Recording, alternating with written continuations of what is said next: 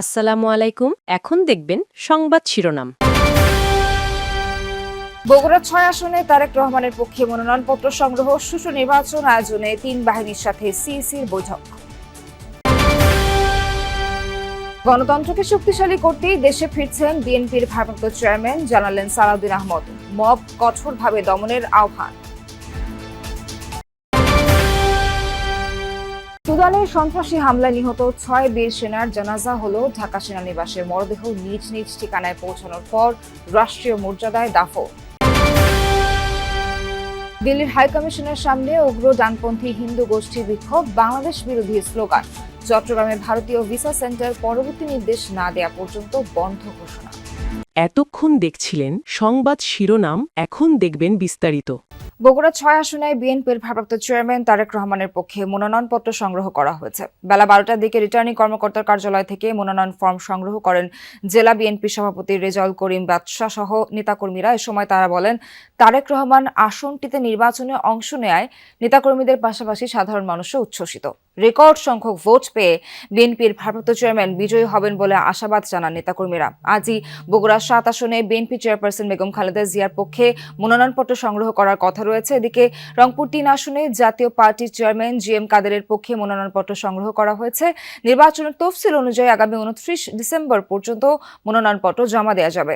মনোনয়নপত্র যাচাই বাছাই চলবে ৩০ ডিসেম্বর থেকে ৪ জানুয়ারি পর্যন্ত। ২১ জানুয়ারি প্রতীক বরাদ্দ, পরদিন থেকে শুরু হবে প্রচার প্রচারণা, ভোট গ্রহণ ১২ ফেব্রুয়ারি।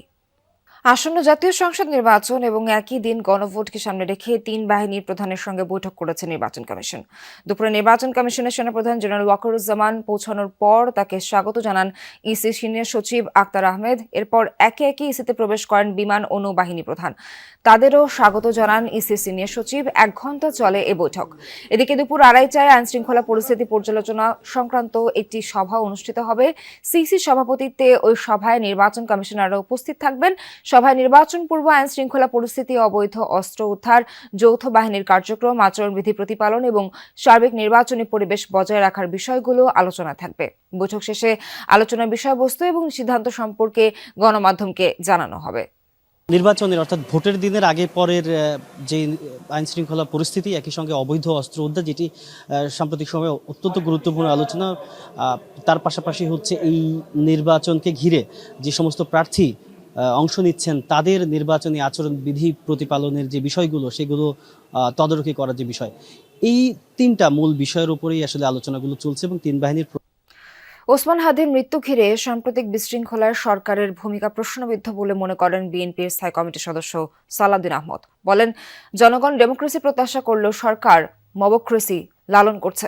দুপুরে রাজধানীর একটি হোটেলে তারেক রহমানের স্বদেশ প্রত্যাবর্তন উপলক্ষে গণমাধ্যম ব্যক্তিদের সঙ্গে মত বিনিময়ের আয়োজন করে অভ্যর্থনা কমিটি। এ সময় অভ্যর্থনা কমিটির আহ্বায়ক ও বিএনপির স্থায়ী কমিটির সদস্য সালাউদ্দিন আহমদ বলেন, গোয়েন্দা তথ্য থাকার পরও ২ গণমাধ্যমে হামলার ঘটনায় সরকারের ভূমিকা প্রশ্নবিদ্ধ। মবকে কঠোরভাবে দমনের আহ্বান জানান তিনি। বলেন, প্রথম আলো ও ডেইলি স্টারের অগ্নিকাণ্ডের ঘটনা দেশের জন্য লজ্জার। আইন শৃঙ্খলা বাহিনীর দেরিতে আসার কারণ নিয়েও প্রশ্ন তোলেন তিনি। সালাউদ্দিন বলেন, ব্যক্তি নয়, গণতন্ত্রকে শক্তিশালী করার জন্যই দেশে ফিরছেন বিএনপির ভারপ্রাপ্ত চেয়ারম্যান তারেক রহমান। কাদের হাতে আমরা এই রাষ্ট্র ব্যবস্থা দেব, এই জনগণ দিবে, তাদের নির্ধারণ করার জন্য যাদের দায়িত্ব, নিরপেক্ষ নির্বাচন করার জন্য যারা দায়িত্ব নিয়েছেন, তাদের এই জায়গায় ভূমিকাটা প্রশ্নবিদ্ধ। শান্তি রক্ষায় বাংলার বীর সেনাদের আত্মত্যাগ শ্রদ্ধা ভরে স্মরণ করবে বিশ্ব। সুদানের আবেইতে নিহত ৬ শান্তিরক্ষীর জানাজায় অংশ নিয়ে জানিয়েছেন সফররত জাতিসংঘের প্রতিনিধি। সকালে ঢাকা সেনানিবাসে কেন্দ্রীয় মসজিদে হয় নিহতদের জানাজা। পরে রাষ্ট্রপতি, প্রধান উপদেষ্টা, তিন বাহিনীর প্রধান এবং জাতিসংঘের পক্ষ থেকে ফুলের শ্রদ্ধা জানানো হয়।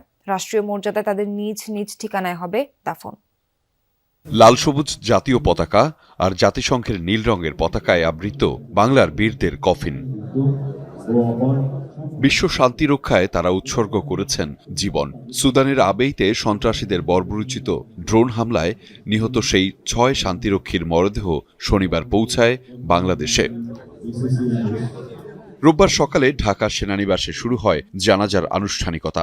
শুরুতেই শাহাদাত বরণকারী ব্যক্তিদের জীবন বৃত্তান্ত পড়ে শোনানো হয়। পরিবারের পক্ষ থেকেও করা হয় স্মৃতিচারণ। ছেলে কিংবা ভাইকে হারিয়ে অশ্রুসিক্ত হয়ে পড়েন অনেকে।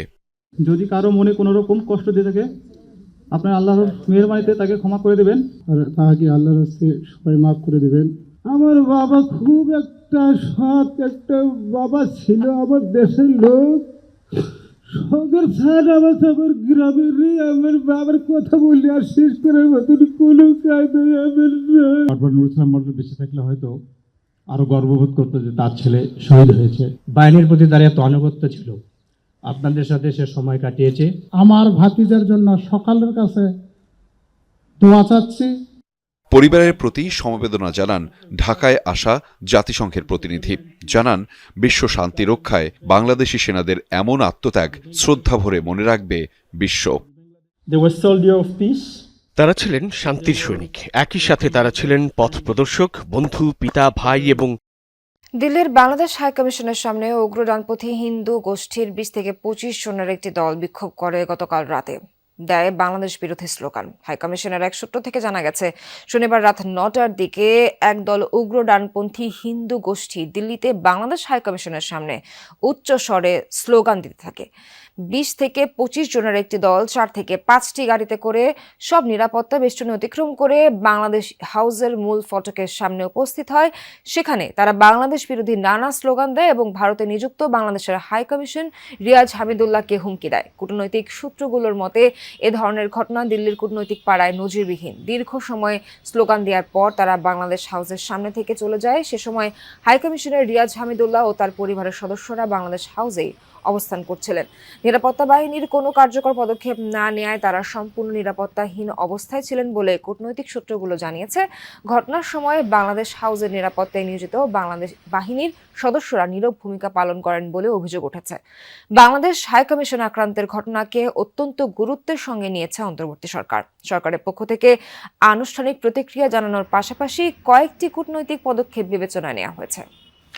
এদিকে নিরাপত্তাজনিত কারণ দেখিয়ে চট্টগ্রামের ভারতীয় ভিসা সেন্টার পরবর্তী নির্দেশনা না দেওয়া পর্যন্ত বন্ধ ঘোষণা করা হয়েছে। হাইকমিশনের ভারতীয় ভিসা আবেদন কেন্দ্র IVACর ওয়েবসাইটে এই বিজ্ঞপ্তি প্রকাশ করা হয়। এতে বলা হয়, সম্প্রতি AHCI চট্টগ্রামে হওয়া ঘটনার ফলে নিরাপত্তাজনিত কারণে আইভেক চট্টগ্রামে ভারতীয় ভিসা সেন্টারের কার্যক্রম 21 ডিসেম্বর থেকে পরবর্তী নির্দেশনা না দেওয়া পর্যন্ত বন্ধ থাকবে।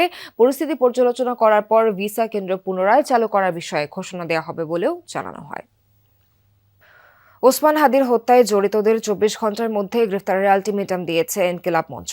সংগঠনটির দাবি, হত্যাকাণ্ডে কেবল একজন নয়, জড়িত অনেকেই রয়েছে, আশ্রয়দাতাও। তাদের সবাইকে গ্রেফতার করতে হবে বলে জানান ইনকিলাব মঞ্চের নেতাকর্মীরা। বলেন, কোনো ধরনের সহিংসতা নয়, সহনশীল ও শৃঙ্খলাবদ্ধ রাজনীতির সূচনা করে গেছেন